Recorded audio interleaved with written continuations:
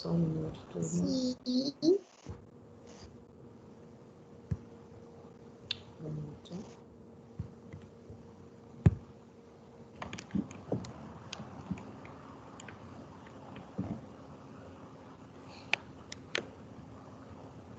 Ok.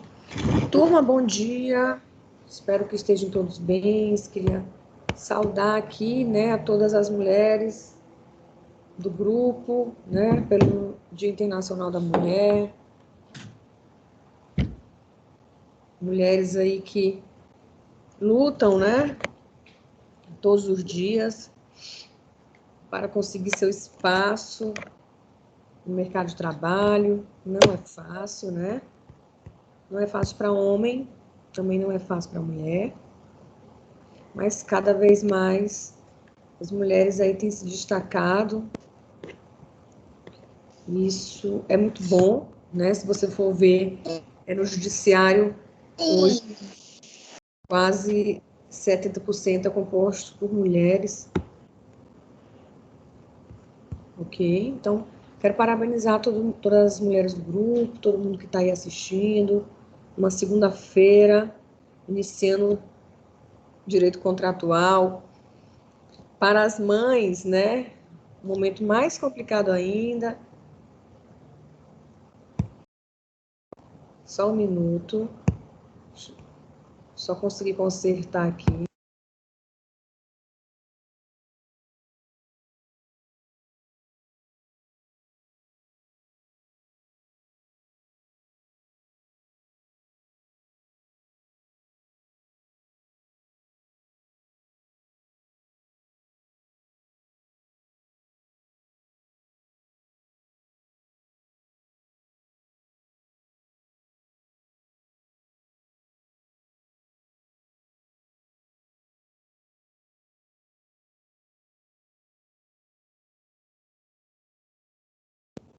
Pronto.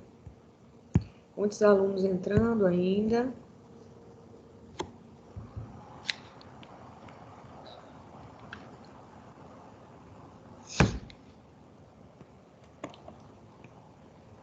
Ok. Então, vamos lá. E aí, voltando ao que eu estava comentando, uma segunda-feira, né, com as mães aí, mais uma dificuldade, que é crianças não indo para a escola, né? E aí a mãe que estuda tem que se virar para estudar, conseguir assistir sua aula online com os filhos em casa não é fácil, né? Não é fácil para ninguém, nem para as alunas e muito menos para a professora, né? Com duas crianças pequenas em casa, conseguir ter tranquilidade para conseguir aqui trabalhar home office. Mas é isso, é uma conquista a cada dia, é um avanço a cada dia, a gente vai superando, vai conseguindo. Então, vamos lá. Já que o tempo não para, a gente também não pode parar, a gente tem que se adaptar a todas as situações, né? Tem que ser resiliente, conseguir se adaptar a todas as situações. Então, vamos começar a falar sobre o nosso direito contratual, tão importante, que a gente já vem falando aí há algumas semanas.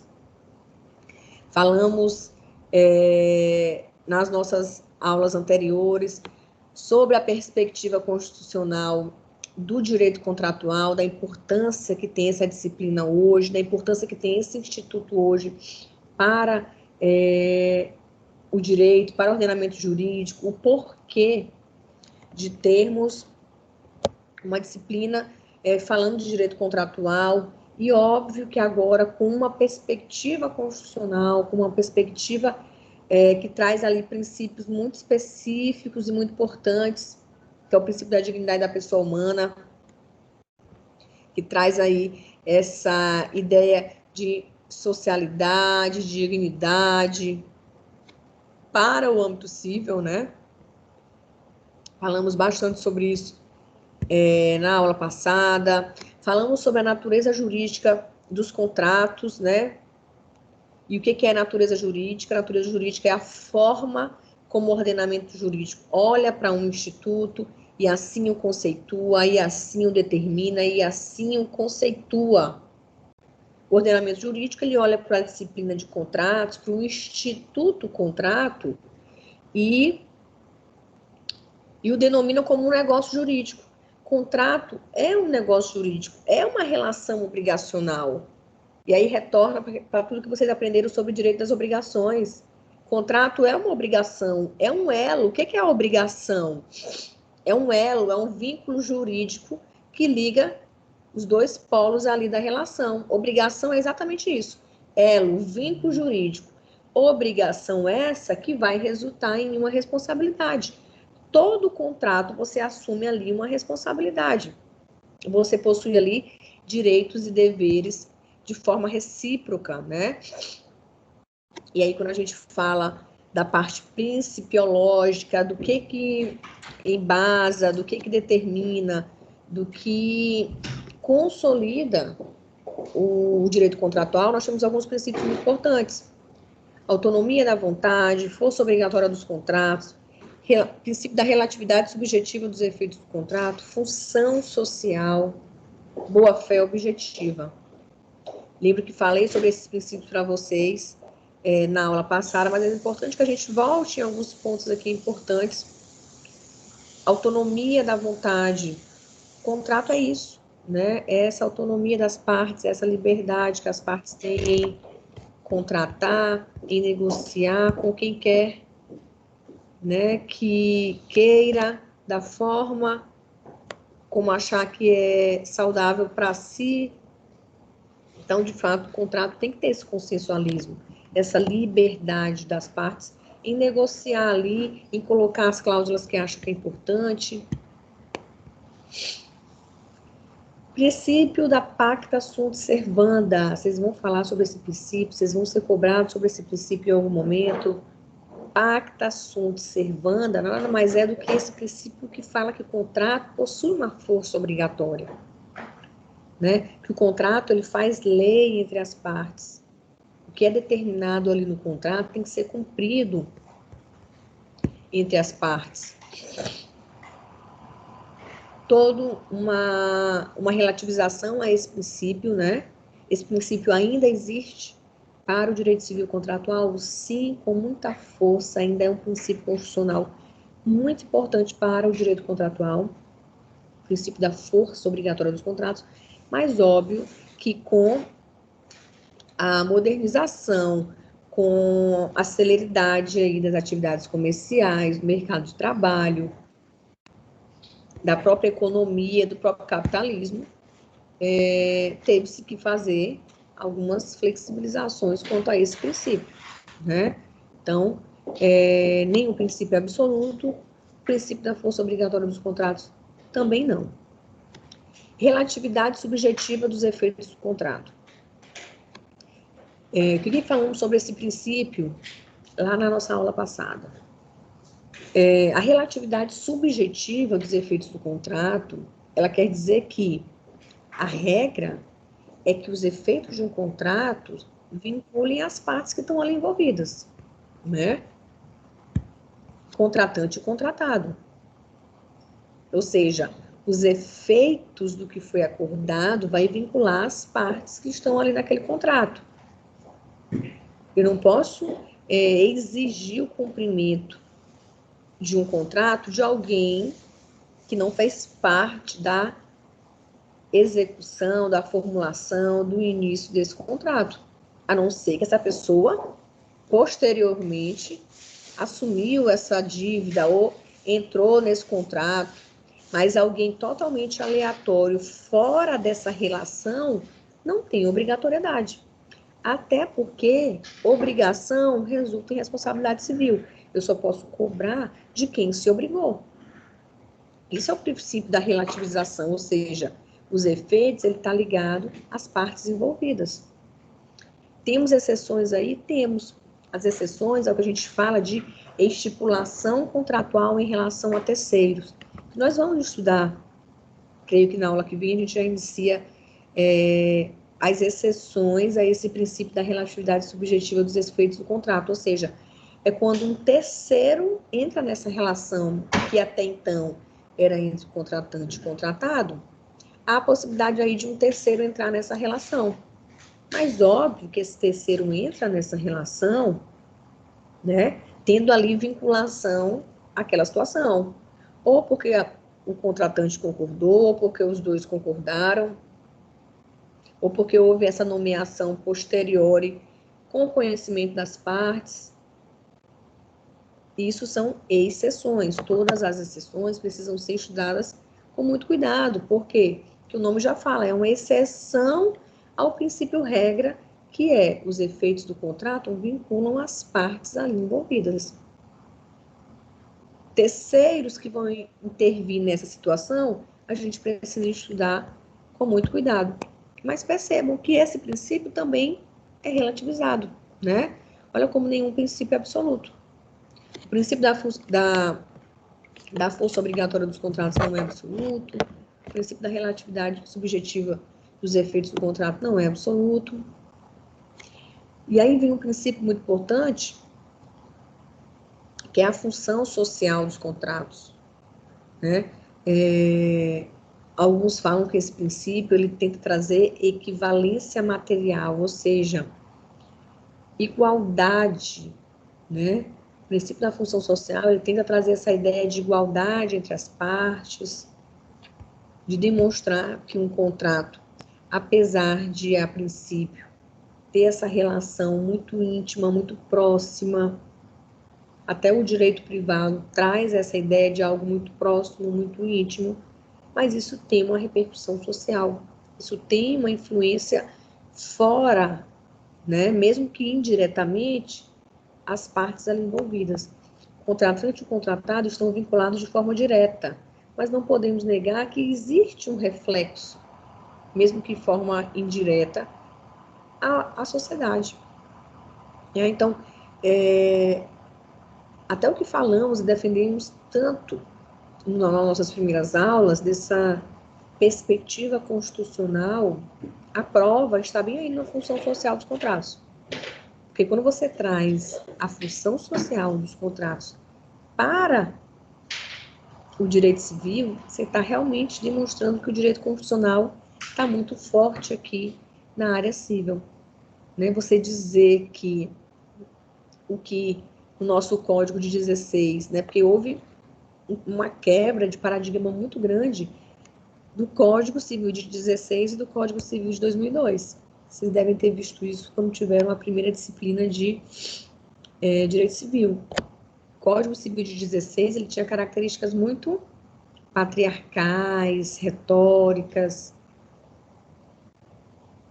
muito voltada para o individualismo, para o privado, para o patrimonialismo. Nosso Código Civil de 2002, ele já veio com essa perspectiva constitucional, preocupado aí com ter respaldo com a Constituição Federal, e aí o princípio da função social demonstrou, e trazendo esse princípio para a área dos contratos, você percebe como o direito civil realmente está constitucionalizado, é constitucionalizado. Porque aqui você analisa não só o interesse das partes ali, né? Existe um interesse indireto, existe um reflexo indireto em todo tipo de contrato que se faz. Ou seja, você possui liberdade de contratar, mas uma liberdade de contratar em prol da coletividade. Não dá para você fazer tipos de contratos que ferem uma coletividade. Da mesma forma como vocês vão ver, ou se já tiveram, com certeza já viram a disciplina de bens, ou quem já teve a disciplina de direitos reais, quando fala de propriedade é algo muito privado, né? Tanto é que é estudado e está aqui como ramo de direito civil. Estudar propriedade é algo muito íntimo, é muito privado, é meu, é a minha propriedade. Mas apesar de ser a sua propriedade, existe um respeito que você tem que ter com o outro. É por isso que existe o direito de vizinhança. A propriedade é sua, mas você não pode fazer o que você bem entender sem respeitar regras. Olha aí como a liberdade, ela é limitada pelo bem social. O direito de vizinhança, ele demonstra muito bem isso. Eu sou proprietário, mas eu não posso fazer tudo de qualquer forma sem respeitar limites que são impostos aos proprietários. E isso é a função social na propriedade também. Função social não é só nos contratos, não. Na propriedade também. Então, é exatamente, eu tenho liberdade, mas uma liberdade que precisa estar ligada e associada com o bem comum, né, com o bem de todos. Não tem nada que demonstre mais o direito constitucional no Código Civil do que a função social.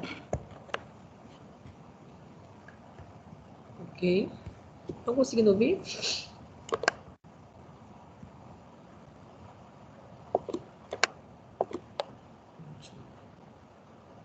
Boa-fé. Boa-fé é algo importante. Se eu não aparecer aqui, tá? É porque eu estou tentando abrir uma outra tela aqui. A boa-fé, ela é muito importante porque ela resguarda e respalda, deixa eu ver se eu localizo, alguns pontos importantes quando a gente fala dessa parte de responsabilidade, já que contrato é uma obrigação assumida, existe uma responsabilidade ali naquela situação. E aí, quando a gente fala de contrato, a gente está falando de um tipo de boa-fé, né? Da boa-fé objetiva. Qual é a diferença da boa-fé objetiva para a boa-fé subjetiva? Cuidado, pode ser que em provas caia para vocês que a boa-fé que vincula os contratos é a boa-fé subjetiva. E não é. Qual é a diferença de boa-fé objetiva para boa-fé subjetiva? Quero ouvi-los.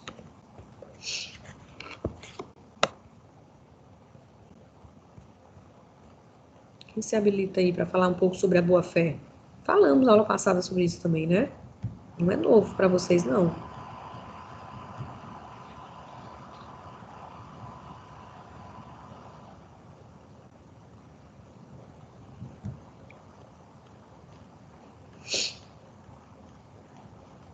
Bom dia, professora. Oi, Caio. Primeiro, feliz Dia das Mulheres, professora.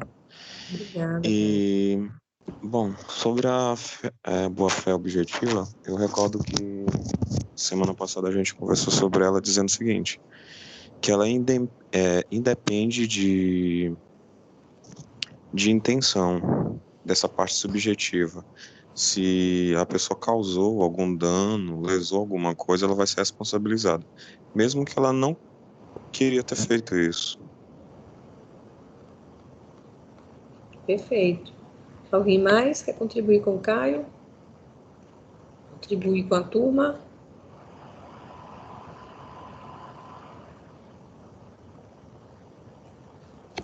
É isso. A boa-fé objetiva, o nome já diz, é uma análise muito objetiva. Não é uma análise subjetiva.